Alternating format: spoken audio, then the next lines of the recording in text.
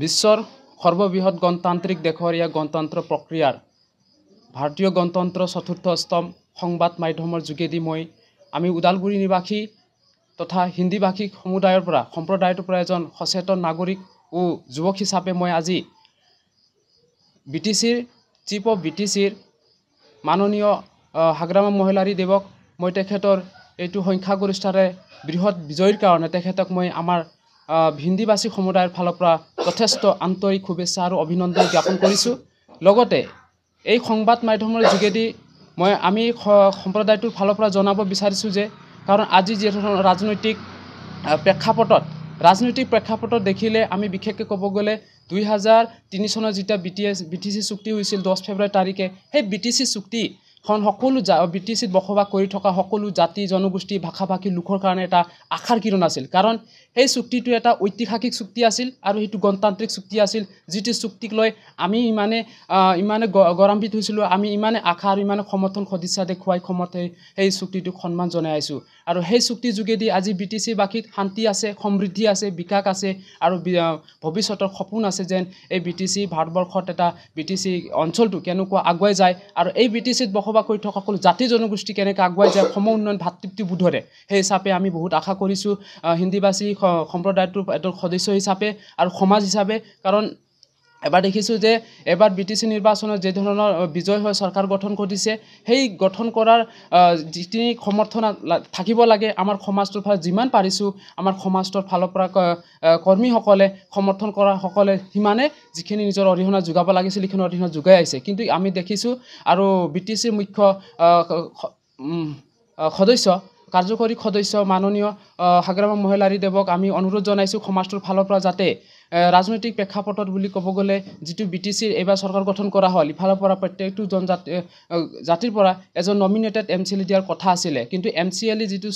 জনগোষ্ঠীক MCLA দিয়া হ'ল, কিন্তু আমাৰ জাতিটোৰ ফালৰ পৰা মানে হিন্দীভাষী সমুদায় বা সম্প্ৰদায়ৰ ফালৰ পৰা যিটো আমি বিচাৰিছিলোঁ আশা কৰিছিলোঁ যে আমাক যে বিভিন্ন প্ৰাক নিৰ্বাচনী আৰু নিৰ্বাচনী সময়ত আমাৰ জাতিটোৰ উন্নয়ন সৰ্বাংগীন উন্নয়ন বিভিন্ন সমস্যা আশা আকাংক্ষাসমূহ থাকে, সেই আশা আকাংক্ষা পূৰ কৰিবলৈ আমাৰ জাতিটোৰ ফালৰ পৰা প্ৰতিনিধিত্ব হিচাপে বা প্ৰতিনিধিত্ব কৰিবৰ কাৰণে কোনোবা এজন ব্যক্তিক তেওঁ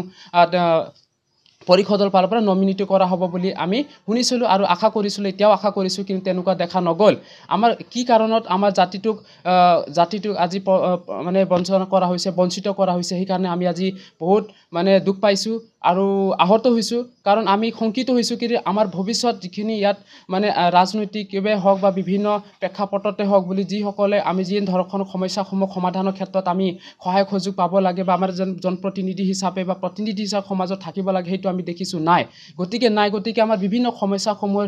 প্ৰতি সজাগ বিভিন্ন উন্নয়নৰ কাৰণে সৰ্বাংগীন বিকাশৰ কাৰণে কোনে মাত মাতিব, আমাৰ কাৰণে কোনো জনপ্ৰতিনিধি নাই। গতিকে আমি BTC প্ৰধানৰ ওপৰত বহুত আশাবাদী আৰু আমাৰ সমাজৰ প্ৰত্যেকজন নাগৰিক প্ৰত্যেকজন ব্যক্তি আৰু প্ৰত্যেকজন যুৱক যুৱতী তেওঁৰ প্ৰতি সন্মান কৰোঁ, শ্ৰদ্ধা কৰোঁ আৰু তেওঁলৈ বহুত আশা আৰু আশাবাদী হৈ আছোঁ। গতিকে এইবাৰ যিটো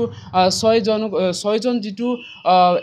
MCLA মানে মনোনীত পৰিষদক যিটো দিব লগা আছিলে তাত দেখিছোঁ যে আমি বহুত আশা কৰিছোঁ আমাৰ সমাজৰ পৰা বা আমাৰ সম্প্ৰদায়ৰ পৰা এজন ব্যক্তিকো দিয়া নহ'ল। গতিকে সেই ভুলটো কিয় কাৰণ কৰা হ'ল? আমি সমাজটো BTCত বসবাস কৰিছোঁ আৰু ইয়াতে আমি হাড়ে হিমজুৱে মনে প্ৰাণে মিলি গৈছোঁ, আমি সকলো জাতি ভাষা